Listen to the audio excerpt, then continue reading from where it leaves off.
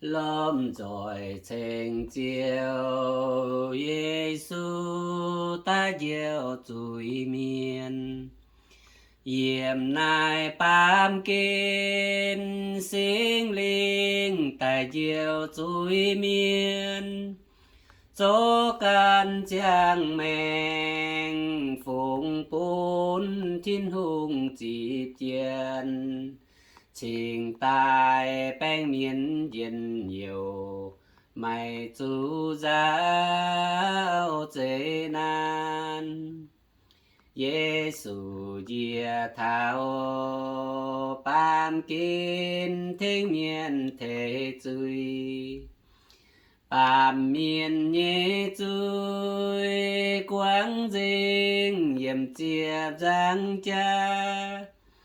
Giêsu to chiên pháo tháo thiên tông của ngoài y gian mai bèn nhị miền dù tao cao bùa điên